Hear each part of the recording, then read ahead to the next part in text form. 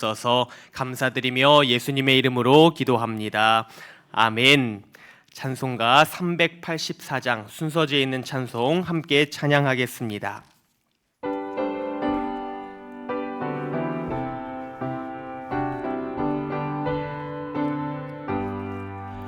나의 갈 길 다가도록 예수 인도하시니 내 주 안에 있는 긍휼 어찌 의심하리요. 믿음으로 사는 자는 하늘 위로 받겠네. 무슨 일을 만나든지 만사 형통하리라. 무슨 일을 만나든지 만사 형통하리라. 나의 갈 길 다가도록 예수 인도하시니 어려운 일 당한 때도 족한 은혜 주시네. 나는 심히 고단하고 영혼 매우 가라나. 나의 앞에 반석에서 샘물 나게 하시네. 나의 앞에 반석에서 샘물 나게 하시네. 나의 갈 길 다가도록 예수 인도하시니 그의 사랑 어찌 큰지 말로 할 수 없도다. 성령 감화 받은 영혼 하늘 날아갈 때에 영영 부를 나의 찬송 예수 인도하셨네. 영영 부를 나의 찬송 예수 인도하셨네.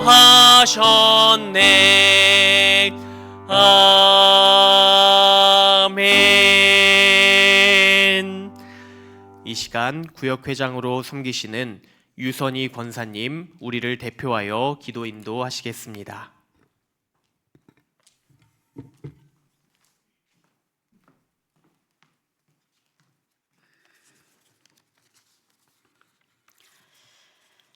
우리의 선한 목자 되시는 하나님 아버지, 이 시간 한 해의 반이 지나고 연합으로 함께 모여 구역 예배를 드리게 하심에 감사를 드립니다.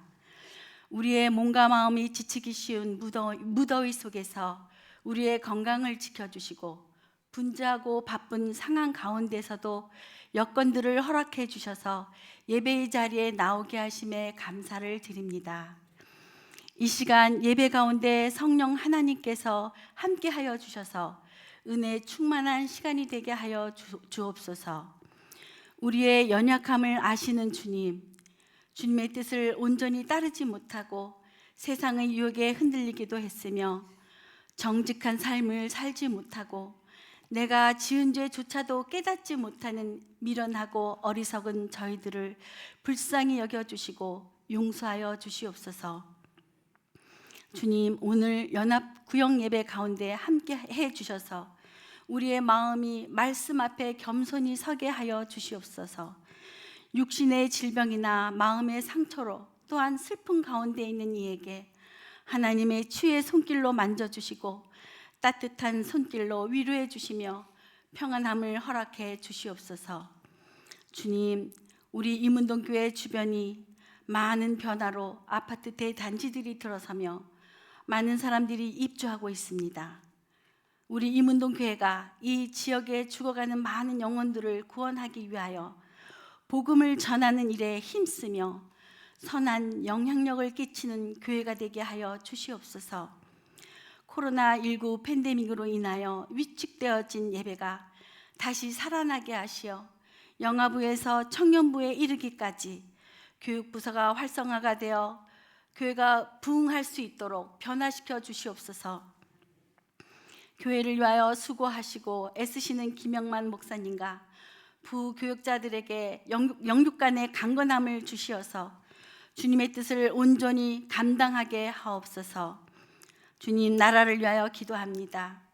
혼란스러운 세상 속에서 주님의 공의와 정의가 바로 세워지는 대한민국이 되게 하옵소서. 새롭게 세우신 대통령과 위정자들에게 주 여호와 하나님을 경외하게 하시고 국민의 진정한 소리를 듣게 하시며 바른 정치를 할 수 있도록 지혜와 명철을 허락하여 주시어 국민이 잘 사는 나라가 되게 하여 주시옵소서. 세계 온난화로 인하여 언제 어떤 일이 일어날지 모르는 시대에 우리를 질병과 재해로부터 보호해 주시고 건강과 안전을 지켜 주시옵소서. 선교지를 위해 기도합니다. 세계 열방 가운데 목숨을 걸고 복음을 전하시는 선교사님들의 안전을 지켜주시고 건강을 지켜주셔서 주님의 사역을 감당할 때 부족함 없게 하시며 주님의 나라가 날로 확장되게 하옵소서. 연합구역 예배를 위해 말씀을 전하실 새 이룸교회 손재석 목사님께 성령의 능력과 지혜를 더하여 주셔서 귀하신 말씀을 전하여 주실 때 우리의 심령이 새로워지고 주님의 은혜를 깊이 경험하게 하옵소서. 예배 후 교제를 나눌 때에도 하나님께서 함께 하셔서 서로 격려하며 사랑으로 하나 되는 아름다운 이문동 교회가 되게 하옵소서. 이 모든 말씀 우리의 선한 목자 되시는 예수님의 이름으로 기도합니다. 아멘.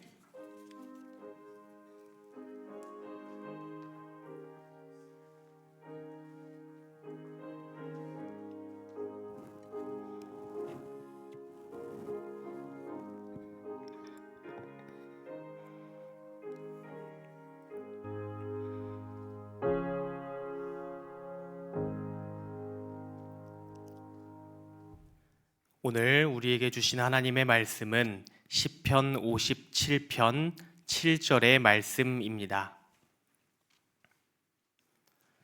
구약성경 843면에 있는 말씀을 제가 봉독하겠습니다. 하나님이여, 내 마음이 확정되었고 내 마음이 확정되었사오니 내가 노래하고 내가 찬송하리이다. 아멘. 오늘 말씀을 전해주실 목사님은 새 이룸교회를 담임하고 계시는 손재석 목사님이십니다. 앞으로 이제 나오실 때 다 같이 오른손을 들어서 할렐루야 하고 인사하도록 하겠습니다. 인사하겠습니다. 할렐루야. 우선 마이크 좀 가져주실까요?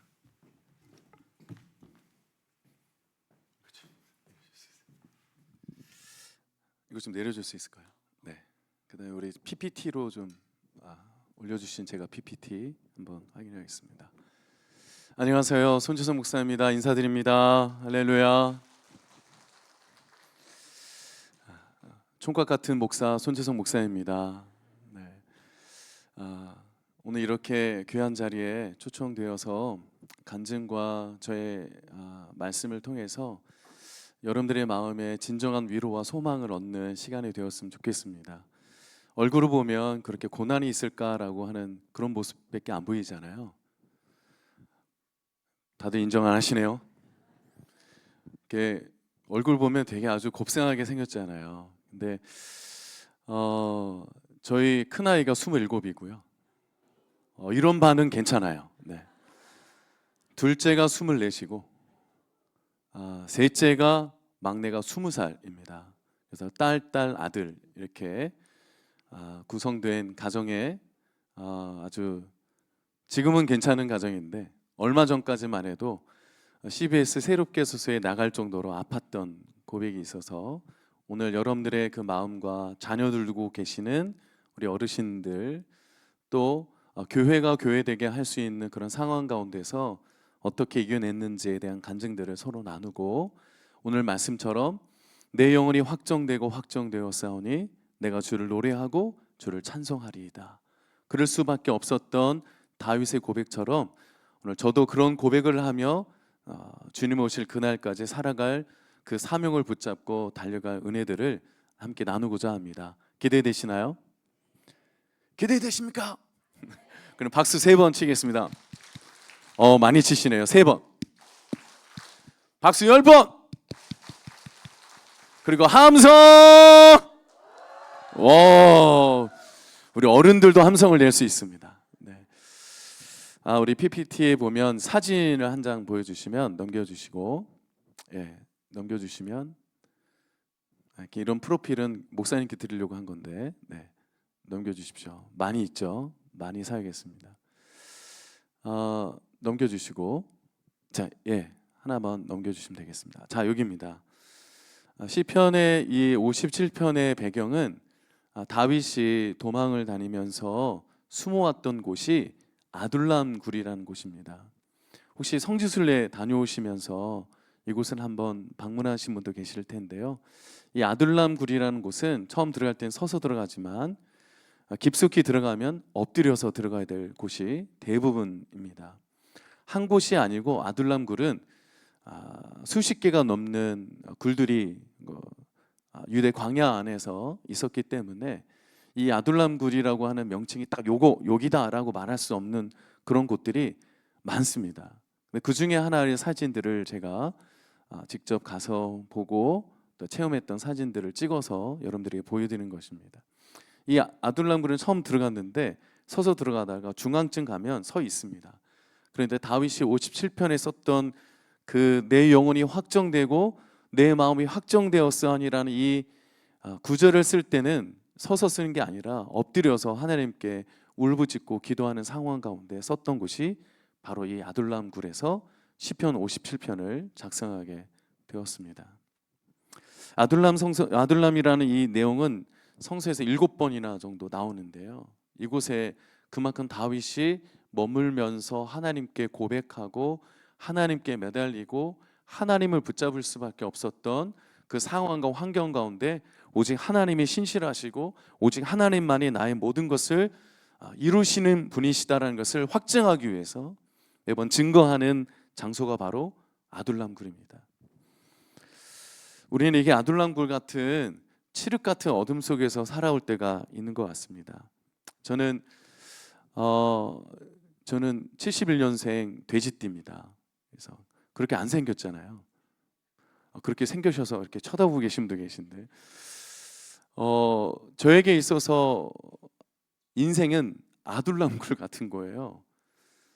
이렇게 곱상하게 생겨서 굳이 뭐 고난이 있을까, 고통이 있을까, 고생할 모습이 있었을까라고 할 정도로 그렇게 안 생겼는데 인생은 영화를 찍듯 드라마를 찍듯 정말 고통과 고난의 연속이었습니다.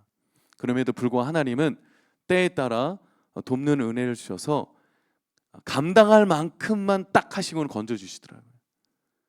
참 그게 어려웠습니다. 감당할 만큼만 딱 그 상태만 있다가 여기서 죽을 것 같으면 하나님이 건져주시는 거예요. 그런 상황들이 저에게 매번 있었습니다. 저는 2살 때 아버지하고 어머니가 저하고 상의도 안 하시고 이혼하셨어요. 상의 좀 하셨으면 얼마나 좋았을 텐데. 그리고 저의 4살 된 텀 위인 누나가 있었고 저하고 이게 둘이 있었는데 아버지 쪽으로는 누나가 가고 어머니 쪽으로는 제가 오게 되었습니다. 70년대 때 여러분들도 여기 어르신들 많이 계시지만 참 고단하셨죠. 그리고 많은 일들이 있었고 또 고단한 일들이 참 많았어요. 여자 한 명의 아이를 키운다는 것은 쉬운 일이 아니었고 직장 생활도 투잡, 쓰리잡을 해야 가난을 벗어나는 일들을 했기 때문에 그렇습니다. 저희 어머님은 저하고 제가 조금 기억이 나는 동네는 서울시 군자동입니다. 성동구 군자동. 군자초등학교를 나왔습니다. 거기까지는 기억이 이제 나는데 초등학교 4학년 때 외할아버지가 오시더니 등본을 딱 떼시고는 이거 학교에 선생님께 갖다 줘라고 얘기했는데 저희 원래 이름은 등본 떼기 전에 이름은 이재민이었습니다. 이자, 제자, 민자, 이재민. 그래서 옛날에 70년대, 80년대 보면 홍수가 많이 내리면 어떻게 돼요? 텔레비에 이름 나오는 이름이었어요. 그래서 학교에 가면 수재 이재민이라고 아주 유명한 친구였어요. 그런데 갑자기 초등학교 4학년 때 지금의 이름인 손자, 제자, 석자 이름을 받게 되었습니다.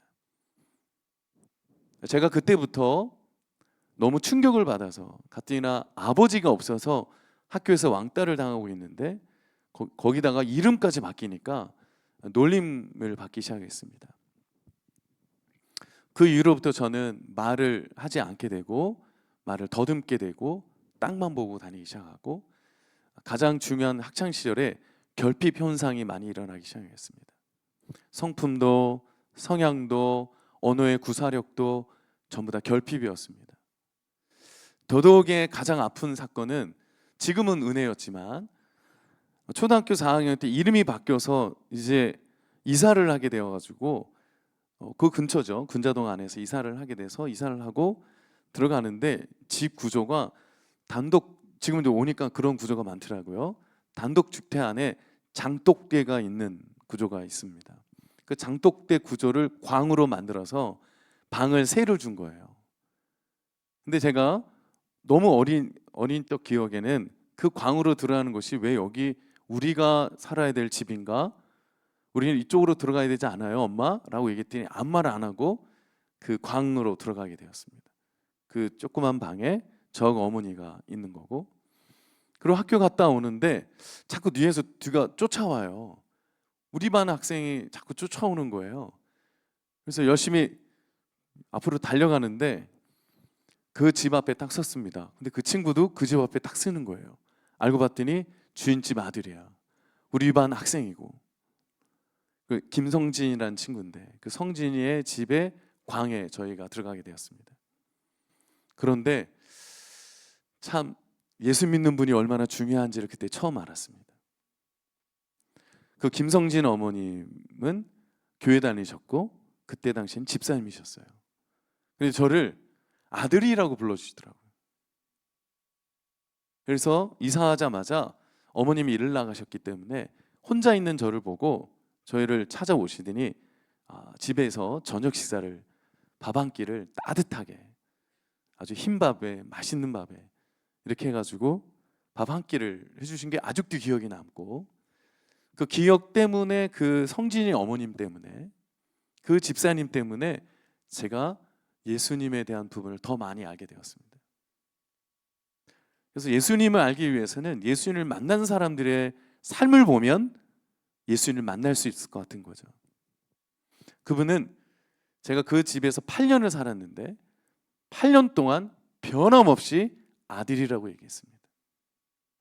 그리고 소풍을 가면 어머님 일을 나가셔야 되기 때문에 쓰리잡이었어요. 아침에 가고 점심에 일하고 저녁에 일하시고, 저는 아침에 눈을 뜨면 어머님 안 계시고 밥상만 있고, 눈을 감고 자면 이미 벌써 어머님 돌아왔다가 또 나가시고, 이런 상황이었어요. 저를 키우신 분은 그때 당시 이후부터는 8년 동안 성진이 어머니가 저를 키운 거예요. 옷을 사도 두 벌을 사셨어요. 그래서 성진이 어머니가 저의 옷도 사주시고 다 해주셨어요. 교회도 그 교회를 다니면서 함께 나누셨죠. 학창 시절은 그 교회를 다녔어요. 저는 원래 그 학창 시절 초등학교 4학년 이전까지는 저희 어머님이 수녀셨거든요. 수녀복을 갖고 있으셨어요. 그래서 저는 초등학교 4학년 때까지는 성당에 다녔고, 그 어머님 때문에 교회를 그 친구 따라 같이 가게 되었습니다. 그 전까지는 성당에서 신부님을 통해서 많이 훈련을 받았는데, 이 어머님 때문에, 이 집사님 때문에, 성진이 어머님 때문에 교회의 발걸음을 옮기게 된 겁니다. 거의 성경학교, 교육, 수련회 이런 걸 다 참여하게 되었죠. 그때 그 집사님의 사랑을 뜨겁게 경험하고 이게 엄마의 사랑인가 할 정도로 따뜻하게 경험했습니다. 어느 때는 정말 제가 아플 때 어머니 안 계시는데 제가 너무 아파가지고 끙끙 앓는데 혹시나 해서 문을 열어보신 분이 이 어머니셨어요. 제가 땀 흘리면서 끙끙 앓고 있고 열이 나고 있는 중에 있는 그거를 살펴보려고 오셨던 거예요. 천사 같더라고요. 그런 그 성진이 어머니가 저희 8년차 다 끝날 때도 변함없이 소풍 갈 때, 어디 학교에서 어디 오라고 할 때 전부 다 대신해서 오신 분이 성진이 어머니셨어요. 지금은 권사님 되셔서 한 교회에서 지금 권사님으로 또 일하고 계시는데 지금까지도 연락이 됩니다. 그 성진 친구는 미국에서 지금 공부해서 미국의 회사에서 다니고 지금 안수 집사고 저는 목사가 되었습니다. 한 분의 헌신이 그 꼬맹이의 어린아이에게 가장 중요한 감성과 정서가 들어갈 그 시기에 주님의 사랑을 부어 넣어주니까 제가 그 이후로부터 흔들림이 없이 꿋꿋이 걸어갈 수 있는 길을 걷게 되었습니다. 이름이 바뀌다 보니까 어린 나이에도 제가 책을 좀 많이 읽었었거든요. 근데 말더듬이고 대인기피증이다 보니까 친구를 삼을 수 있는 게 없었어요. 그래서 책으로 친구 삼아서 책을 읽고 하다 보니까 글을 많이 쓰게 되고 글을 읽다 보니까 또 그 내용에 담겨지게 되고 그때 초등학교 4학년 때 아직도 잊지 못하는 게 나는 누구인가. 소크라테스가 이름한 그 글을 제가 썼습니다. 나는 어디에서 왔는가? 나는 주소 왔는가? 심지어 주소 왔는가라는 단어가 저에게 너무 깊이 와닿았어요. 왜냐하면 학교에서 늘 말하는 그때 단어가 뭐냐면 다리 밑에서 주워 왔다고. 이런 말 많이 들으셨잖아요. 다리 밑에서 주워 왔다고. 그 주변 친구들이 너 다리 밑에서 주워 왔다고. 그 다리가 어딘지를 내한테 알려달라고. 성수대교인지 한강대교인지 알려달라고 막 울면서 얘기한 적이 있었어요.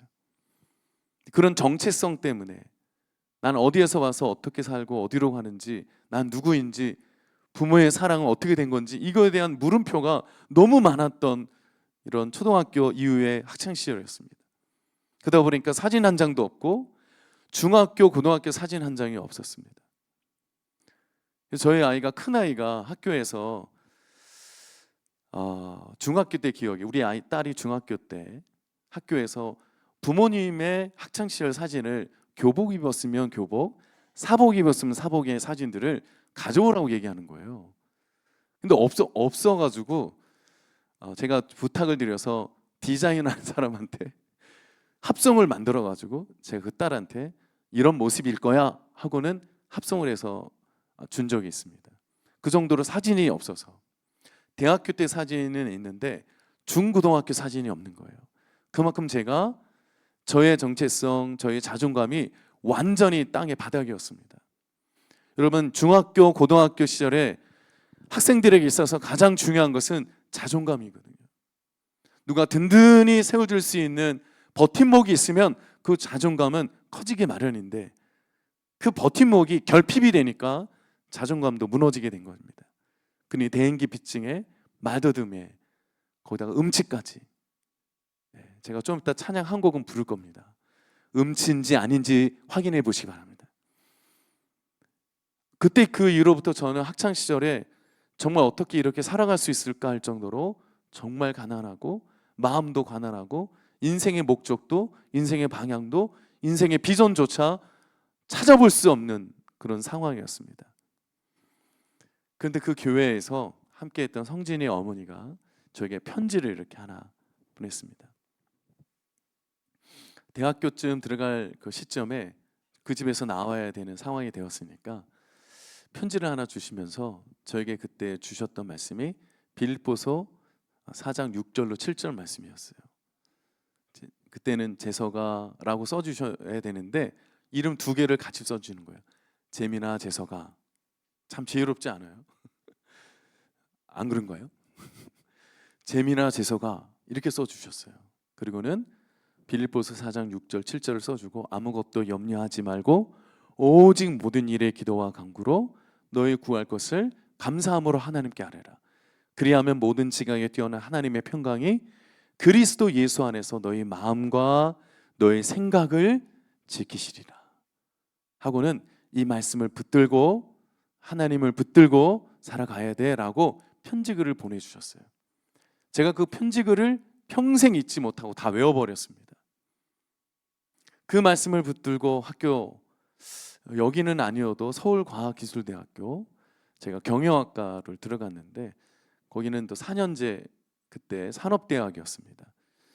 제가 H대 여기 가까운 한양대 공대가 됐는데 등록금이 우리 보증금보다 훨씬 더 비싸던 거예요.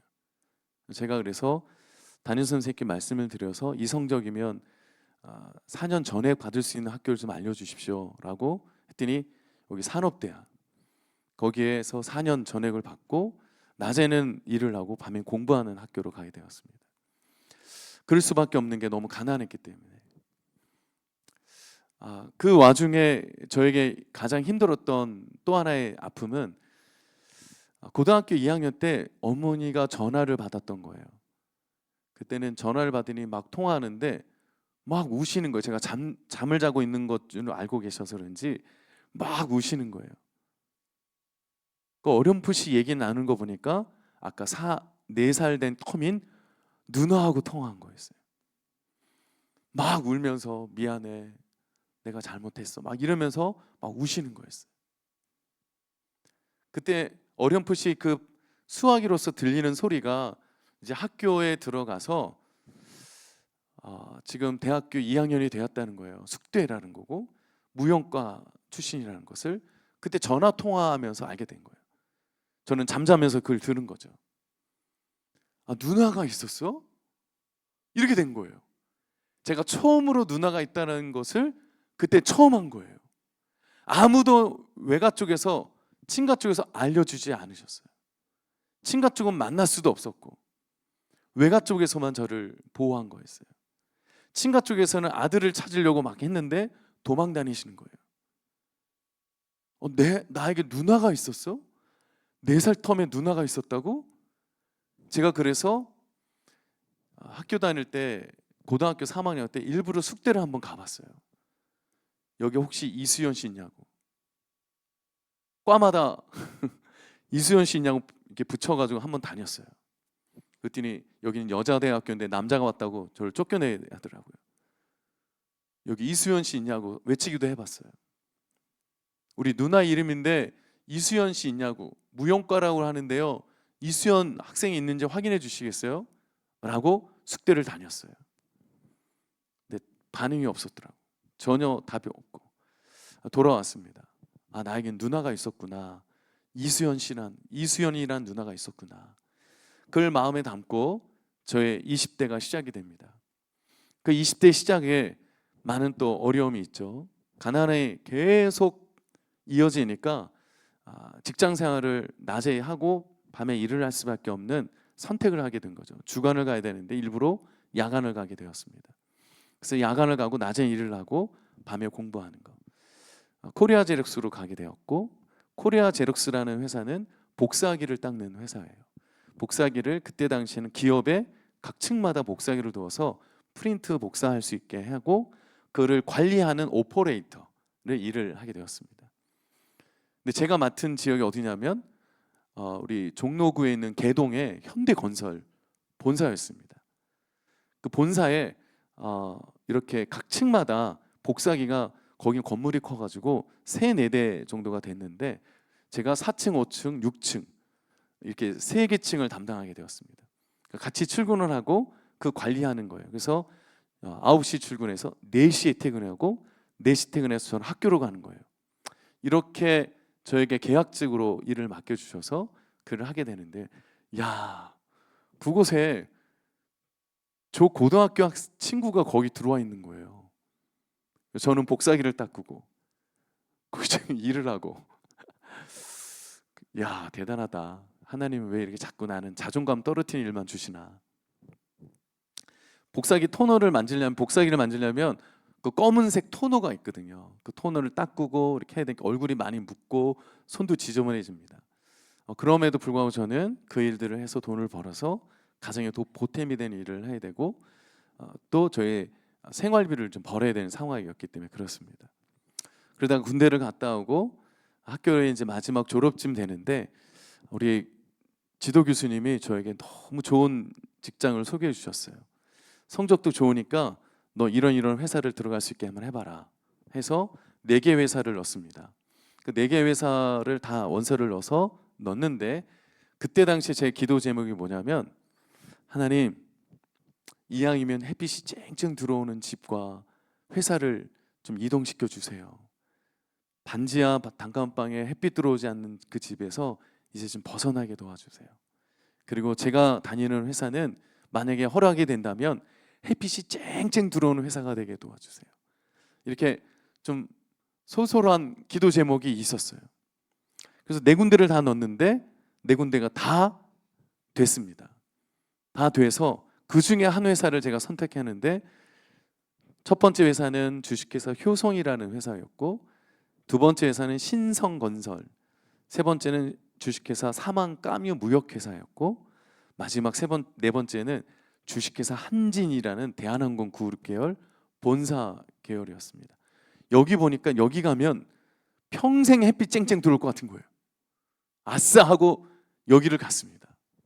그랬더니 면접을 보고 최종 면접 통과해서 최연소로 26에 거기를 들어가게 되었습니다. 들어갔는데 첫째 날부터 저한테 이만한 매뉴얼을, 업무 매뉴얼을 줘가지고 이거를 읽고 복사해서 본인 항부 갖고, 예전에는 회사를 들어가면 각 부서마다 업무 매뉴얼이 있습니다. 그 업무 매뉴얼을 복사해서 하루 종일 읽거나 복사를 해야 되는 거예요. 제가 그 업무를 첫 번째 출근하자마자 그걸 해야 되는 업무를 맡게 되죠. 근데 출근하는 그날 제가 너무 감동이 되고 감격하고 감사해서 이 찬양을 부르고 들어갔어요.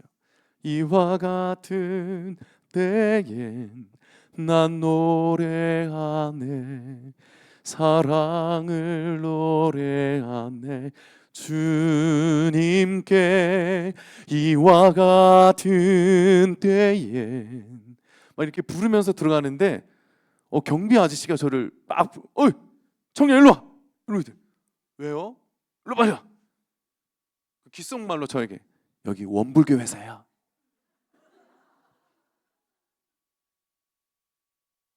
여긴 크리스찬이 하면 직장에 승진도 안 돼. 그러니까 크리스찬이어도, 기독교 교회 다니는 학생이어도 찬양 부르지 마, 이러는 거예요. 속으로는 그러거나 말거나 하고는, 제가 왜냐하면 응답받았잖아요. 햇빛 쨍쨍 들어오는 회사 달라고 해서 응답받았잖아. 응답받은 것은 하나님이 일하시는 거잖아요. 크게 아멘 하시면 좋겠습니다. 하나님이 함께 하시는 거잖아요. 어떤 경우에도 함께 하실 거잖아요. 찬양 부르지 말아야 됩니까? 불러야죠. 그러거나 말거나. 그때는 제가 응답받았기 때문에 가슴이 뜨거웠습니다. 속으로 허밍을 부르면서 들어갔어요. 그랬더니 다 쳐다보더라고요. 근데 엘리베이터가 되게 큰데 18명 정도가 들어간 엘리베이터였어요. 대한항공 그 엘리베이터는 18명이 들어간, 한 4개가 있는데 18명이 되는 그곳에 들어가서 혼자 흥얼거리는 거예요. 했더니 처음에는 아무도 저를 안 쳐다보다가 계속 부르니까 나를 쳐다봐요. 쳐다보더니 째려봐요. 근데 나중에 아이 재수없어 하고 나가는 거예요. 그렇게 한 3-4명이 나갔어요. 그러거나 말거나. 여기 누가 보내신 거예요? 하나님이 보내셨죠. 하나님 응답해서 햇빛 쨍쨍 들어오는 회사를 주셨잖아요. 얼마나 감사해요. 그러거나 말거나. 그리고는 그 회사에 업무 매뉴얼을 받고 복사하는데도 너무 즐거운 거예요. 복사기를 보면 제가 전문가요 아니에요? 제가 솔트로 쫙 해서 벌써 끝내버렸어요. 그리고는 그 매뉴얼을 읽고 있는 거예요. 찬양하면서, 어떤 찬양은 기쁜 찬양, 또 느린 찬양을 부르면서 저에게 주셨던 그 감사와 감동을 찬양하면서 그 업무 매뉴얼을 읽었습니다.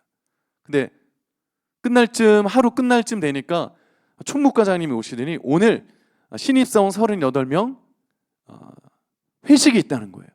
어디에서 하냐고 물어봤더니 저 강남구 역삼동에 있는 라마단 르네상스 나이트클럽, 거기 지하에 38명을 다 불러놓고 회식을 한다는 거예요. 처음 듣는 단어야, 나이트클럽. 가봤죠? 호텔 나이트클럽. 근데 웃고 계신 분들은 가보셨나 보죠? 호텔 나이트클럽을 딱 들어갔는데 휘황찬란하더라고요. 그리고는 한 룸을 딱 열었는데 대회의실 같은 그런 곳에 38명이 다 서 있어야 합니다. 그리고 총무부, 자재부, 기획부 뭐 이렇게 해서 다 앉아 계시고 우리 38명은 딱 군기 잡게 서 있습니다.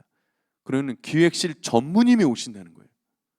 교회식 전무님이 오신다 그래서 긴장하고 있는 상태였습니다. 딱 들어오시자마자 갑자기 우리를 딱 쳐다보시더니 위아래를 딱 살피시더니 이 친구들이야? 라고 얘기하더라고요. 그러더니 양주병 하나 딱 드시더니 자기 한 잔 따르고 이제 한 잔 먹고 그 한 잔을 첫 번째 친구에게 주는 거예요. 한 잔을 먹었으니까 38명을 먹으면 본인은 몇 잔을 먹은 거예요? 39잔을 먹은 거예요. 그럼 첫 번째부터 이제 오는 거 이렇게 먹고 주고 먹고 주고. 제가 중간쯤에 있었던 기억입니다. 제가 인사해 왔습니다. 대한항공 몇 기 손 재서 인사드립니다. 저는 크리스찬이라 술을 먹지 않습니다. 발길질, 주먹질, 코피 터지고 얼굴 탱탱 붓고. 감히 네가 나의 술잔을 거역해? 총무과장한테 얘기해서 야, 이 친구 내일 사표 쓰고 오라 그래. 제가 예수를 뜨겁게 경험하고 응답받아서 그 회사에 들어가 첫 번째 경험한 게 시험이에요. 시험 당함이에요. 술을 먹는 시험. 요즘 그래서 이 CBS 새롭게 소설을 나오고 나서 장로 캠프에 제일 많이 가는 사람이 저입니다. 강사로. 왜냐하면 장로님들 직장 생활 하잖아요. 이 간증을 듣고 많이 변화 받으신 분들도 계시고. 근데 이때 기획실 전무님이 저를 계속 때리시는 거예요. 바뀔지도 하시고. 제가 코피 터지고 피 터지니까 이 총무관 저를 질질 끄고 나가더니 이런 미련한 놈아, 그 한 잔 먹는 게 그렇게 어려워? 나도 기독교인이야 라고 얘기하더라고. 난 이해가 안 되는 거예요. 왜 그래야 되나 하고는 너무 하나님 앞에 원망하고, 하나님 이게 뭡니까? 하나님 증거하라고 해서 증거하고 그리스도인이라고 해서 그리스도인이라고 말했는데 타협하는 게 맞습니까? 저의 생각에는 그 세계관에는 부딪히는 혼란이 있었습니다. 저희 신앙의 세계관과 갑자기 직장의 세계관이 부딪히는 상황이었어요. 너무 가슴이 아파서, 너무 혼란스러워서 거기서 걸어가서 성수동까지, 저희 반지하에 있는 그 집까지 성수대교를 걸어가면서 하나님께 원망했습니다. 하나님이 보내셨잖아요. 하나님이 햇빛 쨍쨍 들어오는 회사를 주셔놓고는 제가 하나님 증거했는데 내일 사표 쓰고 오라고 합니다. 이게 뭡니까? 원망하고 불평하고 밤새서 사표를 쓰고, 거기 또 회사 출근해서 사표를 내야 되니까 사표를 내고 대기하고 있는데, 어제 저와 함께 있었던 총무과장님이 저를 딱 찾으시더니 어제 너 때린 전무이사님이 너를 찾아, 빨리 가봐 이러는 거예요. 갔더니 전무님실이 이 교회 반만 해요. 우리 집에 한 15배 되는 것 같아요. 그리고 책상이 있는데 큰 회의실 탁자가 있고 손짓을 한 방은 처음 봤어요. 그 방을 딱 열더니 옆에 앉으라고 얘기하더라고요. 그 옆에 앉았더니 협탁이 있는 곳에서 협탁을 딱 열고는 거기서 성경책이 이렇게 딱 나오는 거예요. 성경책이. 근데 문제는 성경책 정면에 축 장로임직 무슨 교회로 딱 나온 거예요. 그래서 제가 너무 놀라서 혹시 장로님이십니까? 그랬더니 우리 아내가 그 뭐 강남 거기 그 교회 장로하라고 그렇게 얘기해서 한 10번 추석하고 받은 거라는 거예요. 근데 네가 어저께 여태까지 내가 이 회사에서 한 번도 기독교인이란 말하는 친구가 없고 다 술을 먹었는데 너는 어떤 용기로 그리스도인이라고 말하면서 술을 거절할 만큼 어떤 용기가 있었냐는 거예요. 그걸 저한테 묻더라고요. 그래서 장로님께 제가 얘기했어요. 전무님이라고 안 하고, 장로님, 믿음이 용기입니까? 믿음은 그 자체입니다. 믿음은 용기가 아닙니다. 믿는 것이지 라고 얘기했어요. 그랬더니 더 놀라시는 거예요. 이 말을 이렇게 변형해서 얘기한 친구가 없었어요. 용기 있어서 믿음을 드러낸 게 아니라 믿음 그 자체가 믿음이기 때문에 예수 믿는 것을 어떻게 용기로 말하겠습니까? 예수님이 저를 구원하신 것은 저의 믿음입니다. 라고 얘기를 했습니다. 그때 그 전무님이 제 손을 딱 잡더니 어제 때린 것을 미안하다고. 미안하다. 너 오늘부터 사표 쓰고 오라고 해놓고는 너 오늘부터 너 최고 수행위원인 수행비서가 되라. 발령을 본인한테 냈어요. 원래는 자재부에 가야 되는데 본인 전무님 비서로 오게 됐어요. 그것도 수행비서는 행정비서, 관리비서, 무슨 비서 있고 네 번째 단계가 가장 높은 단계가 수행비서예요.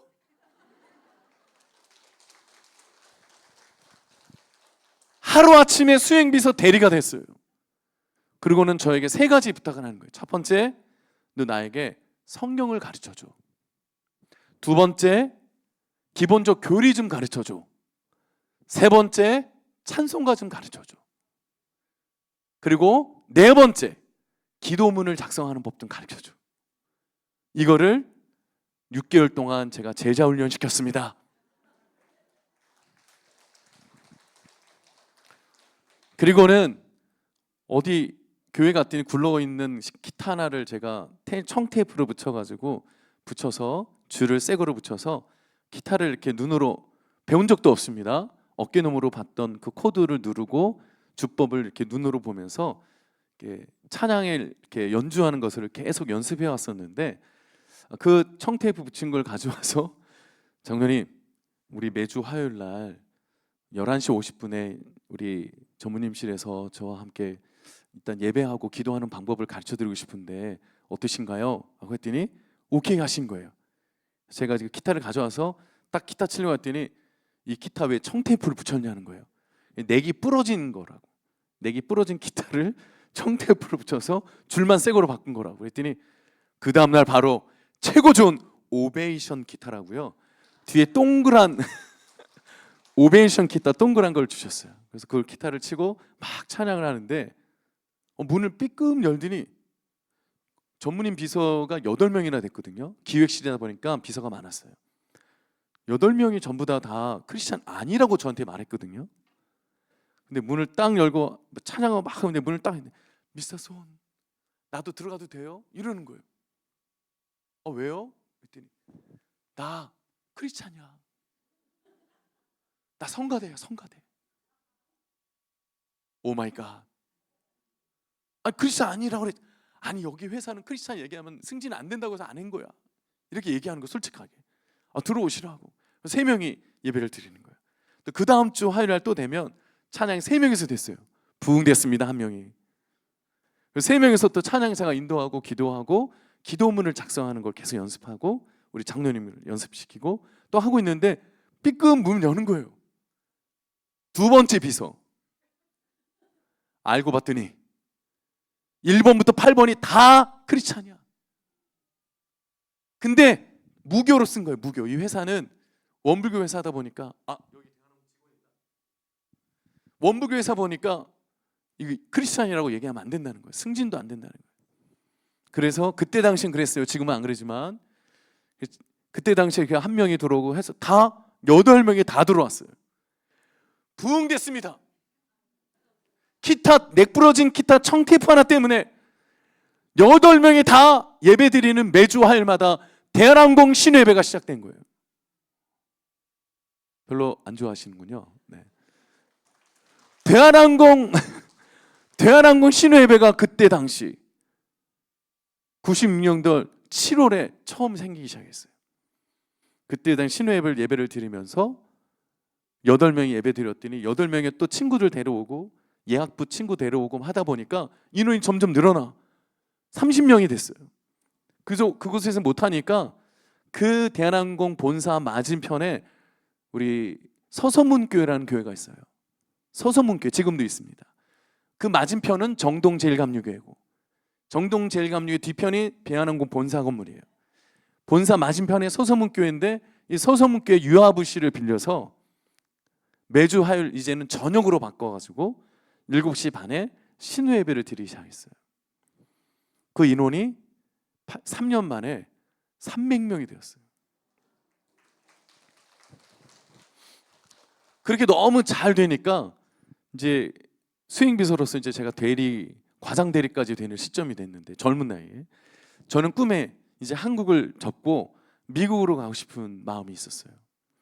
그래서 제가 미국 지사에 전무님 몰래, 전무님 저를 너무 사랑하시고 늘 데리고 다니시니까 전무님 몰래 우리 3년마다 한 번씩 신청하는 이 지점을 옮기거나 회사 부서를 옮기거나 해외 지점을 가는 신청이 있어요. 제가 그거를 신청했어요. LA 지점으로 신청을 했습니다. 신청하고 우리 전무님한테 말씀을 드렸어요. 전무님, 이제 제가 전무님 곁을 이제 떠나서 해외 경험을 좀 하고 싶은데 허락해 주시면 감사하겠습니다 라고 했더니 갑자기 탁 묵상하시더니 여기서 이렇게 봉투 하나 딱 꺼내시고는, 야 손대리, 너는 내가 기도도 해보고 함께 해보니까 너는 화이트 칼라가 되면 안 될 것 같아. 너는 하나님을 전하는 블루 칼라가 한번 돼봐라 하고는 금일봉을 주신 거예요. 여러분, 옛날에 금일봉은 돈이 얼마 있는지 모르는 게 금일봉이야. 그쵸? 그래슈 안 그래슈? 금일봉을 줬는데 금일봉 그대로 어머니께 드렸어요. 어머니께 드렸는데 그러면서 저한테 뭐라고 얘기하셨냐면, 그때 당시에 너 찬양 사역자 해봐라. 내가 어떻게 힘이 닿는다면 도와줄게. 이렇게 얘기하시는 거예요. 아니, 매달 받는 직장인이 되다가 찬양 사역자는 매달 급여가 없잖아요. 이해되시나요? 내가 알아서 가야 되고 알아서 찾아가야 되고 부르지 않으면 갈 곳이 없는 곳이 찬양 사역자의 사역이었어요. 근데 그 길을 걸어가라고 얘기하니까 제가 처음엔 거부했어요. 아닙니다. 저 이거 안 합니다. 아직 사인도 없고 그런 게 없습니다. 근데 장로님이 그걸 딱 주고, 이거 음반을 제작하는 거 한번 해봐라 하고는 계속 얘기를 하시는 거예요. 계속 기도하다가 장로님의 권유하에 음반을 제작하는 거, 직장 생활하면서 밤에 녹음하고 이렇게 해서 음반을 하나 내서 딱 그때 당시에 기획사가 있었는데, 잘 알려진 기획사가 주식회사 예문 기획사, 다윗과 요나단, 소리엘, 박종호, 성종미가 속한 우리 크리스찬 기획사가 예문 기획사인데, 거기서 기획을 받아서 음반을 제작해서 1집을 만들게 되었습니다. 그걸 받아서 우리 전무님께 딱 드렸더니 그제서야 말합니다. 너는 하나님이 부르셨어. 아니, 장로님 어떻게 아세요? 속으로는 기도도 가르쳐드렸고 교리도 가르쳐드렸고 어떻게 보면 제자인데 오히려 더 성숙하신 거예요. 하나님께 기도받더니 너는 하나님이 부르셨어. 저도 그 부르심에 대한 사인이 있었거든요. 근데 직장생활 하다가 그걸 깜빡 잊어버린 거예요. 제가 간증을 하나를 뺐거든요. 지금 시간을 지금 12시 내에 끝내야 돼서. 맞죠? 12시 내에 끝내야 되죠? 더 해도 돼요? 왜 그러셔요? 간증합니다. 그럼 제가 부르심에 있었어요. 그때 제가 깜빡하고 직장생활이 너무 재밌다 보니까 그 가방을 들고 증권 거래소를 다니고 해외도 다니고 비행기를 많이 못했어요. 680 몇 번인가? 여기 안 놀러 보니까 다 1000번 넘게 살았나 봐요. 여권이 한 8번 바뀌고, 그 정도로 하나님이 햇빛 쨍쨍 들어오는 회사에서 마음껏 누리게 하셨어요. 그리고요, 너무 좋았던 거는 반지하에 있던 저를 늘 호텔에 가게 해서 잠자다 나오면 다시 들어가면 깨끗해. 얼마나 좋은지. 그런 인생을 살게 했단 말이에요. 그런데 하나님이 갑자기 전무님의 입술을 통해 하나님이 너 부르셨어. 갑자기 제 마음이 막 심장이 뛰기 시작하는 거예요. 하나님 날 부르셨지. 맞아. 대학교 2학년 때 CCC에서 나를 부르셨지. 제가 까먹었다가 기억이 나는 거예요. 그때 CCC에서 제가 3가지 병을 다 고침받았거든요. 그 자존감도 회복이 되고, 첫 번째 병 말더듬, 두 번째 병 대행기피증, 세 번째 병 음치를 고침받았어요. 그래서 저에게 셋째 날 CCC 훈련받는 그 기간 동안에 셋째 날에 하나님 일방적으로 찾아오셔서 저를 만나주시고 저에게 음성까지 주셨어요. I called you my name, you're mine. 너의 이름으로 너 불렀어. 너는 내 것이다. 너는 내 것이다. 아이가 확증하시더라고요. You're mine. 너 내 것이다. 그리고는 저에게 뭐라고 말하냐면 보배롭다. 존귀하다. 내가 너를 사랑하였노라. 이사야 43장 4절 말씀을 저에게 주시는 거예요. 너는 보배롭고 존귀한 자라. 내가 너를 사랑하였노라. 보배롭다, 존귀하다는 말을 처음 들어봤어요. 여기 많이 들어봐서 그런지 아무도 아멘이 없으시네. 보배롭다는 말을 많이 들어보셨나요? 존귀하다는 말을 들어보셨나요? 저희 막내가 지금 시드니에서 유학 중입니다. 아들이 이제 20살 된 아이들이 이제 대학교 1학년이 됐는데 중학교 3학년 혼자 가가지고 혼자 개척해서 지금 시드니 대학 1학년 다닙니다. 그런데 이 친구가 좀 어려웠는지 본인이 벌어서 학비를 대야 되고 주세도 내야 되는 상황이다 보니까 힘들었나 봐요. 아빠한테 문자가 왔습니다. 아빠, 먹고 사는 게 힘들어요.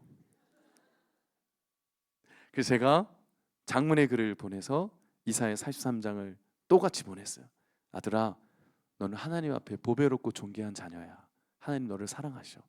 내가 힘들고 어려워도 때를 따라 돕는 은혜를 주실 거고, 돕는 사람들을 붙여주실 거고, 돕는 길로, 가장 좋은 길로, 가장 선한 길로, 완전한 길로 인도하실 거야. 염려만 하지 마라. 두려워하지 마라. 하고 제가 아빠로서 그렇게 보냈어요. 근데 저는요, 제 인생에서 이런 문장을 성진이 어머니에게 받았어요.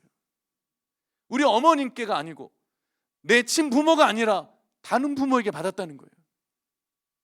이 환경이 무엇입니까? 보배롭다, 존귀하다는 말, 누구나 다 할 수 있는 언어였는데 한 번도 들어보지 못했던 그 말을 저는 그 CCC에서 하나님께서 말씀으로 저에게 주셨던 거예요. 따라합시다.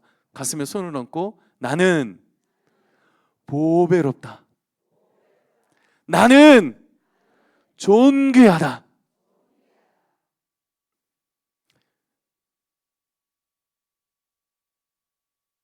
이 말을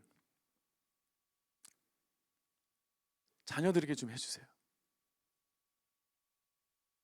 보배롭단 말을, 존귀하단 말을 아빠로서 자녀에게 하니까 그 자녀가 힘들려도 회복이 됩니다. 그 이후로 저의 인생은 완전히 하나님께서 인도해 주셔서 사역자의 길로, 찬양 사역자의 길로 인도해 주셔서 가정을 이루게 하고 자녀를 낳게 돼서 진행되었습니다. 가장 큰 아픔의 간증이 하나가 하고 이제 마치면 될 것 같습니다. 오늘 여기 다윗이 내 마음이 확정되고 내 영혼이 확정되었사오니 내가 주를 노래하고 주를 찬양한다. 근데 마음과 영혼이 확정될 만큼 그 이전의 6절까지는 고통스럽고 고난스러운 환경이었거든요. 그리고 갑자기 7절에 다윗이 언어가 바뀐 거예요. 칠흑 같은 어둠 속에서 내 영혼이 확정되었습니다. 내 마음이 확정되었습니다. 6절, 5절, 6절에 보면 하나님 내게 은혜를 베풀어 주세요라고 그렇게 간절히 부르짖었던 다윗이 7절에 갑자기 언어가 바뀌더니 만물 위에 계신 하나님을 찬양하면서 내 영혼이 확정되었다는 거예요. 그 은혜를 보면서 우리 둘째가 우리 사진 한 장 보여주시면 있습니다. 우리 여자의 사진 한 장 보여주시면 이 전 사진, 네, 이건 저 거고요. 예, 요겁니다. 지금은 본 동물병원의 수의 테크니션으로 지금 직업을 갖고 이제 수의사 되려고 공부 중에 있는 이제 아이가 되었습니다. 되게 이쁘고 키가 172예요. 팔도 길고 다리도 길고 허리가 제 배꼽 위로 있습니다. 저는 5대5인데 우리 딸은 7대3이에요. 완전히 몸이 아주 무용의 적격입니다. 그래서 이 친구는 고등학교 2학년 때 처음으로 무용을 들어갔는데 취미 삼아 무용했던 것이 그 무용 학원의 원장님께서 얘는 취미가 아니라 무용수가 돼야 된다고, 몸 자체가. 그래서 본인이 책임을 지고 학교를 보냈다고 해가지고 책임을 지더니 들어간 지 3개월 만에 상을 하나씩 받기 시작하는 거예요. 금상, 은상, 동상, 최우수상 이렇게 받더니 졸업증 되는데 수시를 넣어보는 거예요. 중대, 세종대, 건국대, 한양대, 그다음에 한예종을 넣습니다. 그냥 넣어본 거죠, 한예종을. 한예종 어른들이 잘 모르시나 보다. 한국예술종합학교라고 예술 쪽에서는 탑이에요. 그냥 넣어본 거예요. 수시니까. 넣어봤는데 우리가 들어갈 때는 중앙대는 이미 됐습니다. 왜냐하면 거기서 무용대회를 했는데 최우수상, 대상 밑에 최우수상을 받아서 2등까지 학교 3년까지 장학금이에요. 무용수가 됐어요. 그래서 이 아이가 나는 중대로 가자. 3년 장학금 받았으니까 중대로 가자 얘기했는데 얘는 한예종을 가고 싶어 하는 거예요. 그래서 내가 얘기를 했어요. 한예종을 가는 것은 어릴 때부터 끊임없이 예술을 했던 친구들과 모였기 때문에 너는 중학교도 일반 중학교, 고등학교도 일반 고등학교 나왔는데 거기 가면 왕따 당할 거야 아마. 예사롭지 않아. 가면 힘들 거야. 분명히 제가 말했어요. 근데 한예종을 넣었는데 덜커덕 돼버렸어요. 그 어려운 한예종을 한 번에 되는 거예요. 놀래주세요 좀. 어떻게 한예종을 한 번에 되냐고. 그랬더니 한 번에 들어가더니 너무 좋아하는 거 중대를 포기하고 여기를 갔어요. 그래서 1년을 참 뭐 행복하게 살더라고요. 아빠 너무 좋아요. 행복하게 살아. 그런데 2학년 1학기 딱 되는데 이때는 선후배와 함께하는 프로젝트 무용 기획을 해야 돼요. 한국 창작 무용과다 보니까 창작을 해야 되는 거예요. 근데 혼자가 아니고 선배와 함께하는 창작 무용을 해서 예술의 전당에서 발표하는 거예요. 예술의 전당 옆에 무용과가 있었기 때문에. 근데 그때부터 이 아이가 저한테 얘기 안 하고 고민하기 시작하는 거예요. 선배가 없는 거야. 백운고등학교. 저 의왕시에 있는 경기도 의왕시에 있는 백운고등학교. 여러분 아무도 들어보지 못한 일반 고등학교에 무슨 선배가 있어 한예종에. 그래서 이 아이가 학과장님을 찾아가서 얘기를 했어요. 교수님, 저는 선배가 없는데 이렇게 선배 없는 사람들 모여서 과를 창작 무용에 대한 기획을 하면 되지 않습니까? 이렇게 얘기했는데 아니 혼자 해 이렇게 얘기한 거예요. 혼자 기획을 해서 무용을 발표하고 1학기는 간신히 넘어갔는데 2학기 때 또 한 번 그렇게 되는 거예요.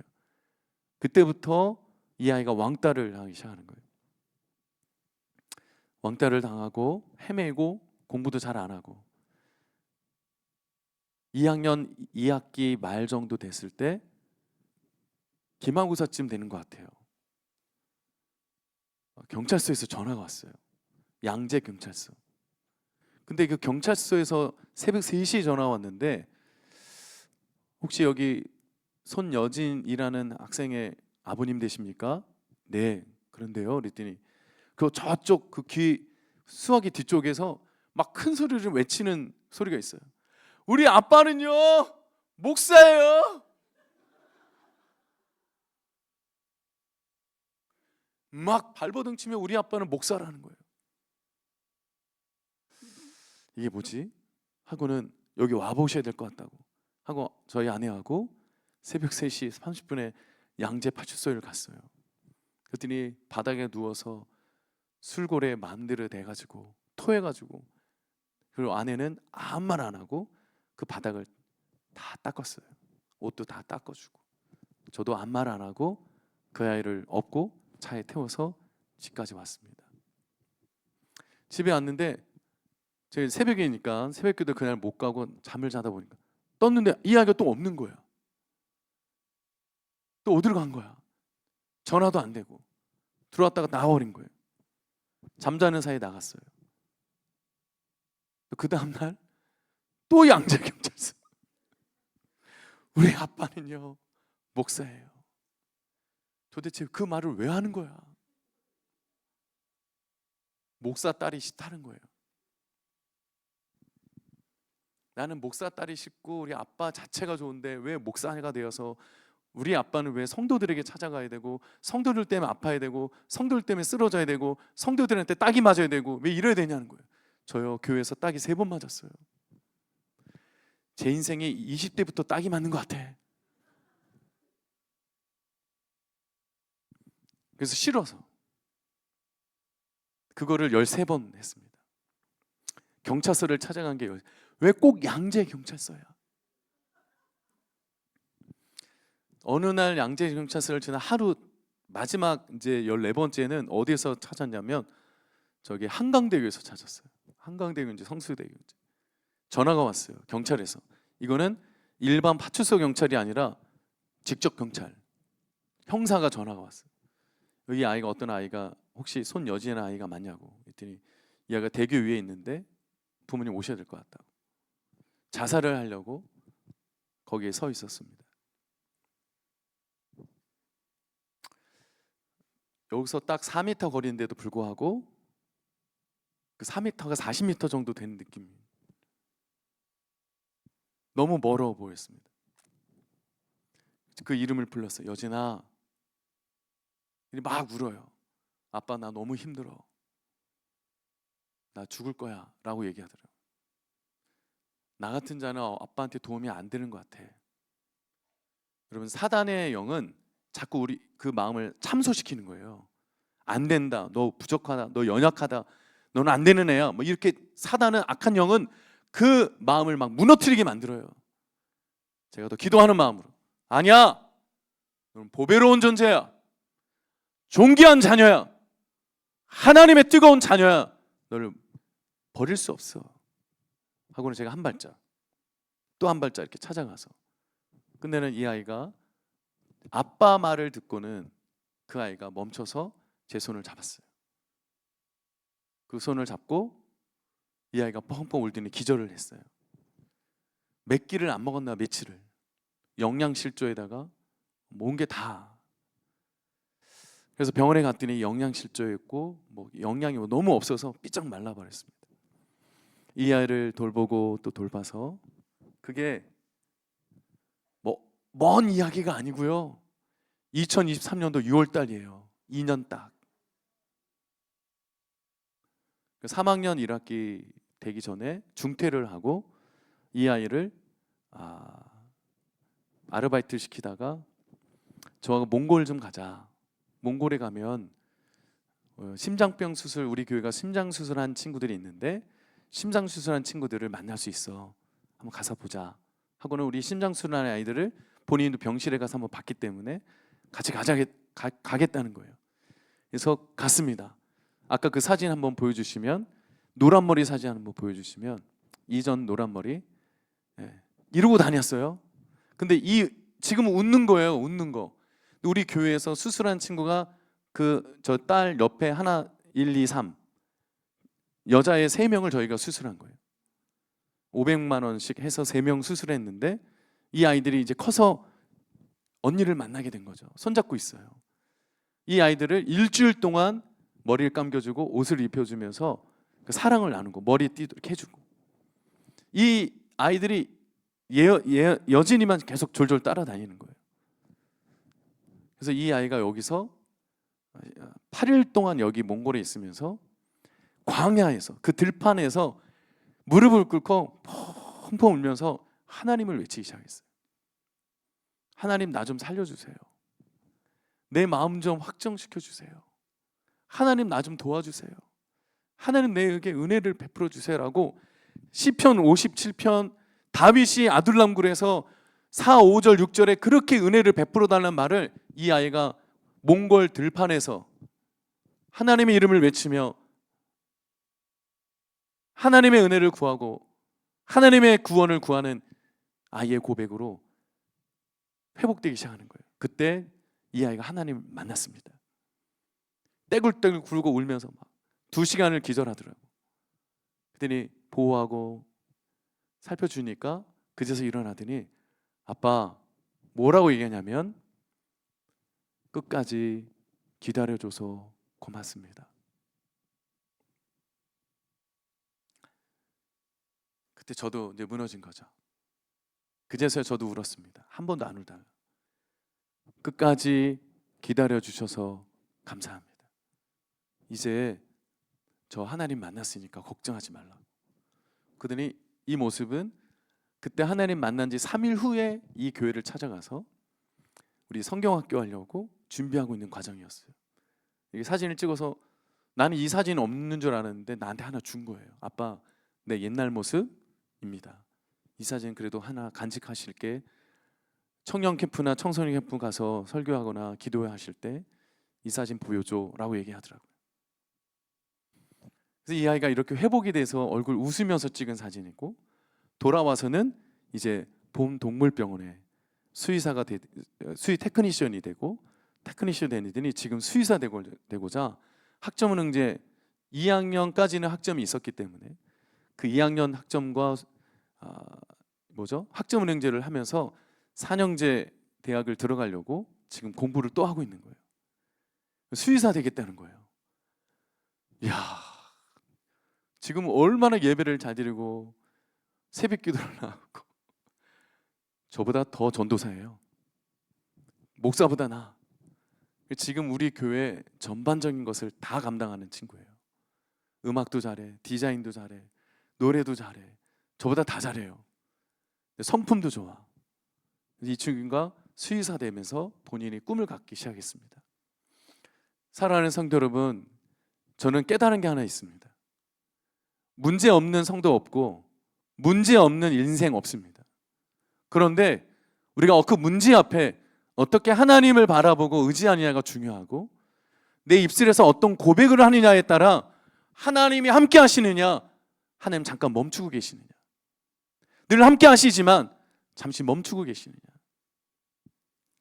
저는 어려울수록, 힘들수록, 고난이 있을수록, 환난이 있을수록 더 하나님 앞에 매달리고 기도하고 부르짖었더니 하나님은 수년이 아니고 수개월 내에 응답하셔서 저의 인생의 이 모습에 하나님을 증거하는 자로 세워주셨습니다. 아무것도 염려하지 말고 오직 모든 일에 기도와 간구로 너희 구할 것을 감사함으로 하나님께 아뢰기만 한다면, 내 자녀를 위해서, 내 남편을 위해서, 내 인생의 목적을 위해서, 내 직장을 위해서. 저희 교회 LG 다니는 사람이 있는데 48세예요. 그렇게 좋은 회사, 좋은 학교를 나와서 LG를 다니는데 지금 고민이 무엇인지 압니까? 45세는 명예퇴직을 당해야 돼요. 눈치를 보고 있어요. 목사님 기도해 주세요. 잘 사는데도 문제가 많고 눈물 흘릴 일이 많아요.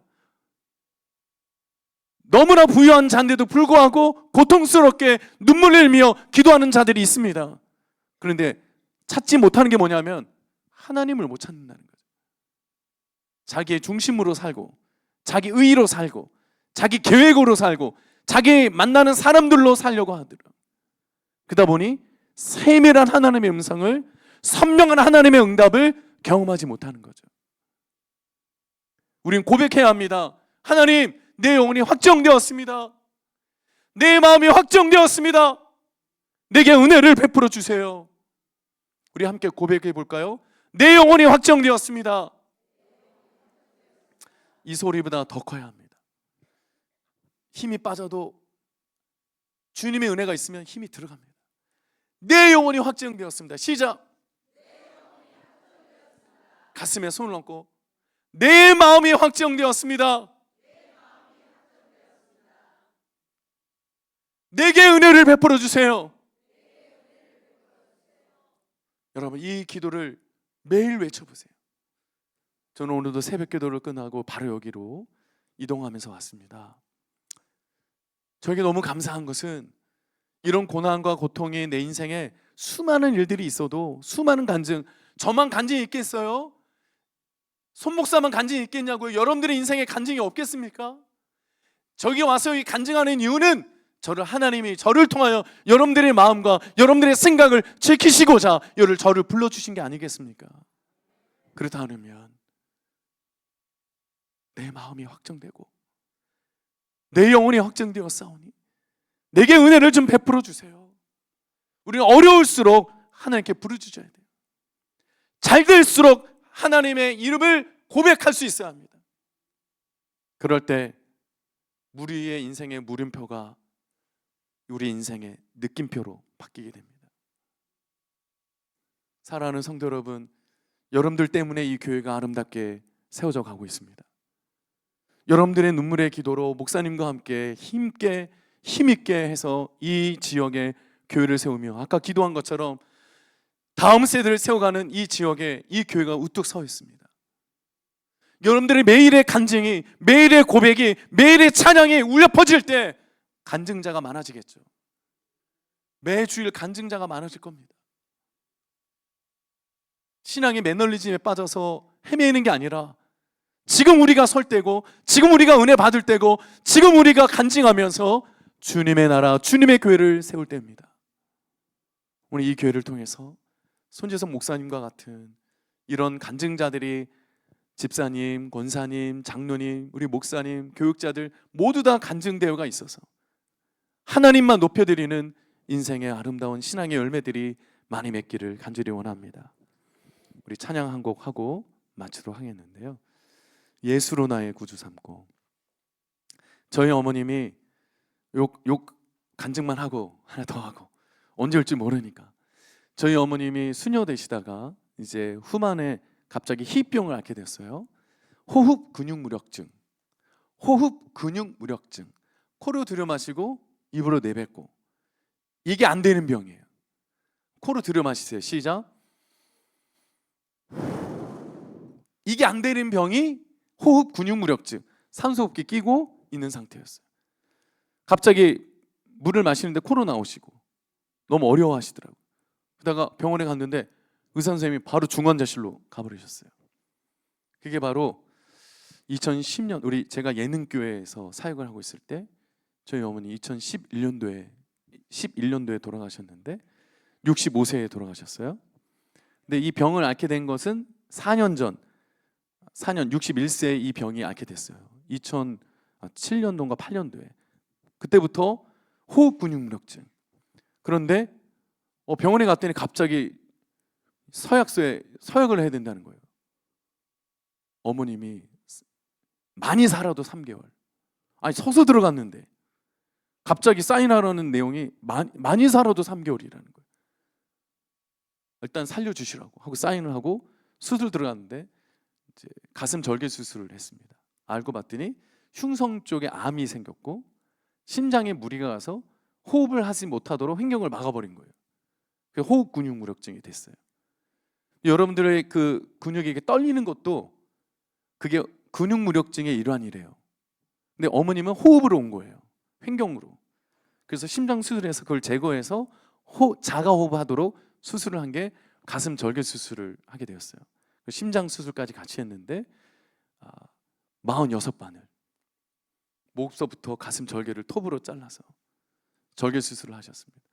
3개월밖에 못 사신다는 저희 어머님이 그때 우리 많은 동기들의 목사님들 함께 해주셔서 중환자실을 계속 와서 기도했더니 한 달 만에 입원실로 가고 한 달 만에 퇴원해서 2개월 만에 퇴원하셔서 3개월밖에 못 사신다는 저희 어머님이 5년을 사시고 65세에 그 전날 갈비탕 한 그릇을 잘 드시고 우리 가정 예배를 드리다가 찬양하신다는 거예요. 보혈을 지나 하나님 품으로. 그리고 우리 어머니 좋아하는 찬양이 예수로 나의 구주 삼고였어요. 제가 기타를 치고 가정 예배를 드리고 주무시겠대요. 찬양 부르시고 주무셨는데 그럼 저희 집으로 갔거든요. 아침에 왔더니 웃고 계셨어요. 웃고 계시더라고요. 저는 뭐 생각하고 계시나 했더니 몸을 만졌는데 차갑더라고요. 하늘나라 가셨죠. 집사직분 받으시고 찜질방에 가서 8명 전도하셨어요. 그래서 그 8명 전도한 부분들도 지금 다 교회 다니시고 저희 어머님은 저 오살리 기도원에 있는 크리스찬 메모리 파크에 안치되어 있습니다. 그 어머님이 늘 얘기했던 마지막 얘기가 뭐냐면 우리 손재성 목사 너는 나 같은 사람을 위해서 많은 자들에게 살리는 사역을 해야 돼. 내가 하늘에 가서도 기도할 거야. 너는 나 같은 자 그리고 이렇게 많은 자를 살리는 사역들을 해야 돼. 잊지 마라 하고는 예수로 나의 구주 삼고를 부르셨거든요. 오늘 이 찬양 마지막 하고 우리 한 가지 놓고 기도한 다음에 저는 마치도록 하겠습니다.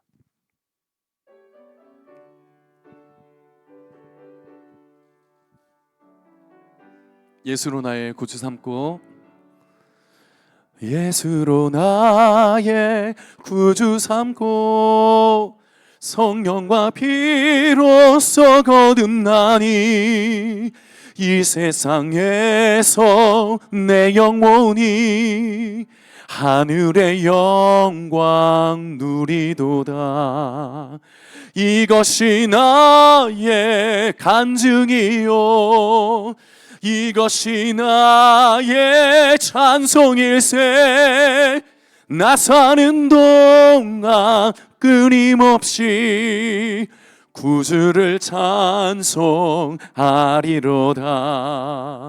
온전히 주께 맡긴 내 영, 사랑의 음성을 듣는 중에 천사들 왕래하는 것과 하늘의 영광 보리로다. 이것이 나의 간증이요, 이것이 나의 찬송일세. 나 사는 동안 끊임없이 구주를 찬송하리로다. 손을 들고 주 안의 기쁨 더 크게 마음에 낭이 잔잔하니 세상과 나는 간 곳 없고 구속한 이것이 나의 간증이요, 이것이 나의 찬송일세. 나 사는 동안 끊임없이 구주를 한 번 더 이것이 나의 아멘. 이것이 나의 간증이요, 이것이 나의 찬송일세. 나 사는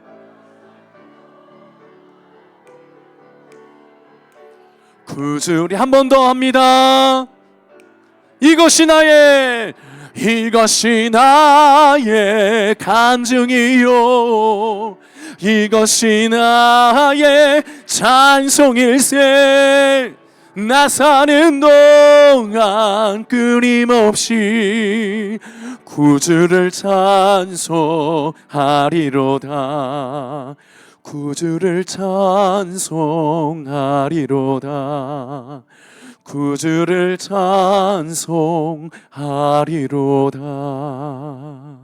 우리 두 손을 든 채로 이 시간에 음악과 함께 맞추어서 기도하실 때, 하나님, 다윗처럼 내 영혼이 확정되고 내 마음이 확정되어 싸우니 내가 주를 노래하고 주를 찬송합니다.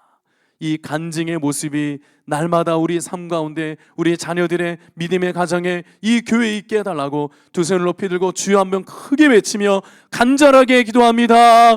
주여! 하나님, 간절히 기도합니다. 은혜를 베풀어 주시옵소서. 주의 거룩한 능력으로 더하여 주시며 하나님의 사랑과 은혜로 더하여 주시기를 원합니다. 하나님,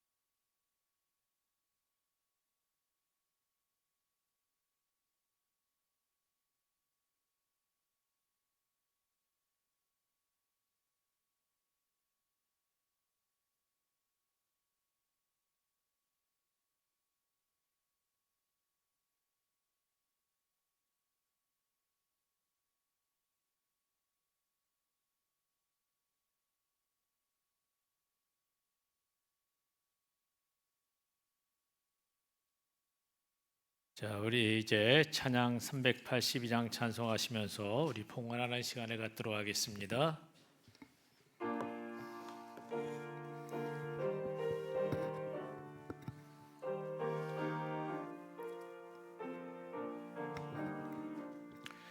너 근심 걱정 말아라 주 너를 지키리 주 날개 밑에 거하라 주 너를 지키리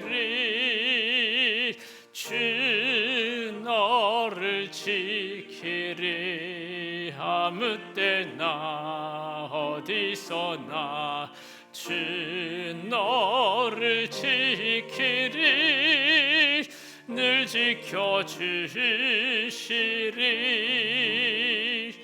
어려워 낙심될 때에 주 너를 지키리 위험한 일을 당할 때 주 너를 지키리 주 너를 지키리 아무 때나 어디서나 주 너를 지키리 늘 지켜주시리 너 쓸 것 미리 하시고 주 너를 지키리 구하는 것을 주시며 주 너를 지키리 주 너를 지키리 아무 때나 어디서나 주 너를 지키리 늘 지켜주시리 어려운 시험 당해도 주 너를 지키리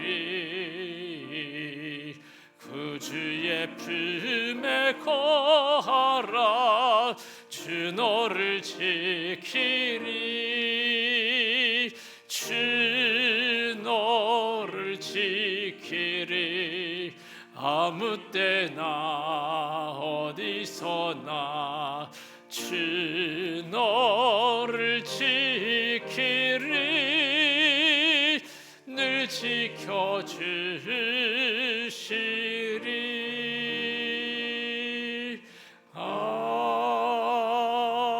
아멘. 형제가 연합하여 동감을 기뻐하시는 하나님 아버지 감사합니다. 2020년 상반기 은혜 가운데 지나게 하신 하나님께 감사하고 또 후반기를 시작하며 우리 임은동교회 사랑하는 구역 식구들 연합하여 우리 하나님 앞에 예배하게 하시니 감사합니다. 또 이 시간 귀한 목사님 보내주셔서 말씀을 통해서 간증 듣게 하시고 은혜 받게 하시니 감사합니다. 주신 말씀을 기억하고 내 마음이 이제는 확정되고 확정된 심령으로 주님을 찬양하고 예배하며 주님 뜻대로 좌우로 치우치지 않고 믿음의 주요 온전케 하시는 주님만 바라보고 주님과 살아가는 저희들의 복된 삶이 되게 하여 주시옵소서. 하나님 우리 손재성 목사님들 힘주시고 강건케 하시고 이 시대에 하나님께서 원하시고 기뻐하시는 뜻을 온전히 이루어드리며 존귀하게 쓰임받는 귀한 사역자 귀한 아들 귀한 종 되게 하여 주시옵소서. 하나님 이 시간에 우리 사랑하는 교우들 주님의 은혜가 감사하여 귀한 예물 드립니다. 드린 손길 가정과 생업에 더 큰 은혜와 복을 더하여 주시고 감사가 넘쳐나는 삶이 되게 하여 주시옵소서. 감사합니다. 예수님의 이름으로 기도합니다. 아멘. 자, 여러분 잘 오셨습니다. 우리 옆에 계신 분들 한번 축복하세요. 오늘 잘 오셨습니다. 예.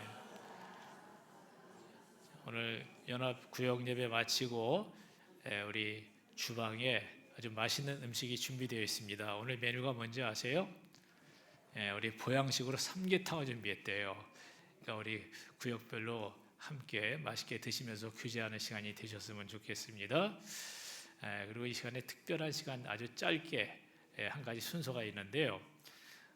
우리 임은동 국민은행 임은동 지점의 지점장님이신 우리 이연순 지점장님이 우리 교회를 방문하셨어요. 방문하신 이유는 우리 국민은행에서 우리 임은동 교회에 헌금을 하시겠대요. 얼마나 감사한지 모르겠습니다. 우리 지점장님 앞으로 잠깐 나오세요. 나오세요. 이리 오세요. 지점장님 앞으로 나오세요.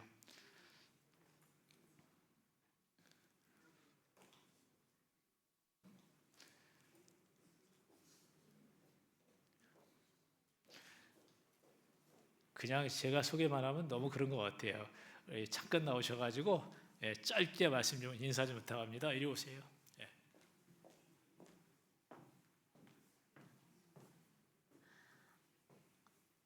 너무 영광입니다. 이 자리에 서게 해주셔서 너무 감사드리고 제가 임은동 지점의 국민은행이긴 한데요.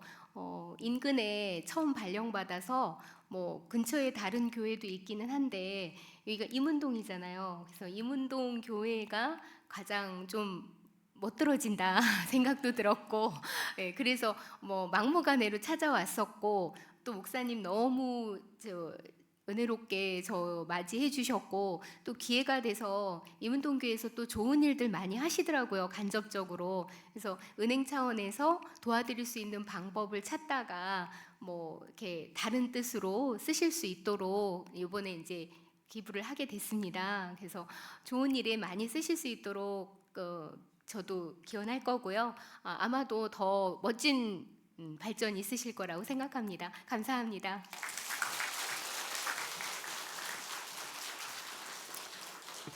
우리 지점장님이 크리스찬이 아니세요. 근데 은혜롭다는 표현 하시네요. 우리 하나님께서 택하신 분인 줄 믿습니다. 예수 믿고 구원받고 더 복된 삶이 되셨으면 좋겠어요. 자, 우리 축도하고 우리 마치도록 하겠습니다. 이제는 우리 주님 예수 그리스도의 구원의 은혜와 우리 아버지 하나님의 크고 광대하신 사랑과 성령의 감화감동 역사 교통하심이 오늘 이렇게 우리 모든 구역 식구들이 함께 연합하여 예배하는 우리 저희 모든 구역 식구들과 또 우리 임은동교회와 이 나라 이민족과 세계 열방 가운데 이제로부터 영원히 함께 하시기를 간절히 축원하옵나이다. 아멘.